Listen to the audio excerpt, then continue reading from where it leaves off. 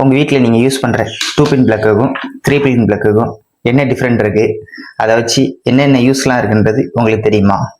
தெரியலைன்னா தெரிஞ்சு வச்சுக்குவாங்க. 2 பின் பிளக்கில் வந்து பேஸ், நியூட்டர் அப்படின்ற 2 இது மட்டும்தான் வரும். ஆனால் 3 பின் பிளக்கில் பேஸ், நியூட்டர், எர்த்துன்னு வரும். இதை 3 பின் பிளக்கை வந்து எதுக்கெல்லாம் யூஸ் பண்ணுவாங்கன்னு தெரியுமா? 3 பின் பிளக்கை வந்து ஹெவியாக யூஸ் ஆகிற கிரைண்டரு, மிக்சி, மோட்ரு, இந்த மாதிரி மெட்டல் உள்ள ஐட்டங்களுக்கு இதை யூஸ் பண்ணுவாங்க. 2 பின் பிளக்கு எதுக்கெல்லாம் யூஸ் பண்ணுவாங்கன்னு தெரியுமா? பல்பு, ஃபேனு, டிவி, இந்த மாதிரி பிளாஸ்டிக்கில் இருக்கிற ஐட்டங்களுக்கு 2 பின் பிளக்கை யூஸ் பண்ணுவாங்க. இந்த 3 பின் பிளக்குக்கும் 2 பின் பிளக்குக்கும் எதுக்கு யூஸ் பண்ணுறாங்கன்றத நம்ம பார்த்தோம். ஆனால் இதை யூஸ் பண்ணுறதுனால என்ன ஆகும்? 2 பின் பிளக்கில் வந்து அதிகமாக எர்த்திங் லீக்கேஜ் வந்து இருக்காது. ஆனால் 3 பின் பிளக் யூஸ் பண்ணுற ப்ராடக்ட் எல்லாத்துக்குமே அதிகபட்சமாக எர்த்து வந்து லீக் ஆகும். அதாவது பேஸ்ட்ல இருந்து கரண்ட் லீக் ஆகும். நீங்கள் 3 பின் பிளக் யூஸ் பண்ணுறதுனால இந்த 3வது இருக்கிற பிளக்கில் வந்து எர்த்திங் உள்ளது. இது வந்து பேஸை வந்து அப்படியே நம்ம பாடியில் வாங்குறத எர்த்தில் கனெக்ட் பண்ணி கிரவுண்ட் ஃப்ளோர், கிரவுண்டு கனெக்ட். அதே மாதிரி 2 பின் பிளக்கில் வந்து இந்த மாதிரி சம்பவம் நடக்காது.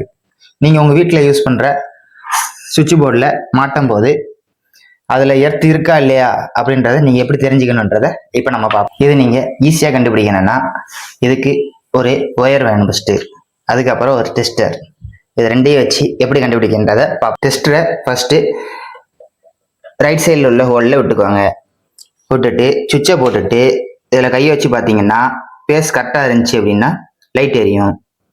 அதுவே நியூட்ரலில் பார்க்க எப்படி செக் பண்ணுறதுன்னா, நியூட்ரலில் இந்த ஒயரை விட்டுக்குவாங்க. இதை வந்து அனுபவம் இல்லாத யாரும் பண்ணாதீங்க. நியூட்ரலில் ஒயரை விட்டுட்டு இந்த சுவிட்சை போட்டுட்டு இதில் நீங்கள் இப்போ டெஸ்ட்டில் வச்சு பார்த்தீங்க அப்படின்னா டெஸ்ட்டில் லைட் எரியும். எப்படின்னா உங்கள் வீட்டு நியூட்ரல் கரெக்டாக இருக்குன்னு அர்த்தம்.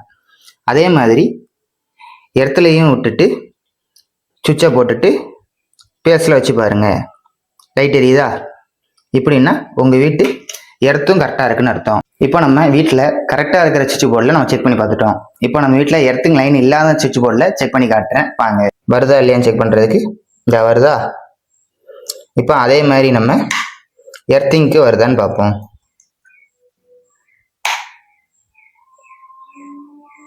எர்த்திங்க்கு வரல.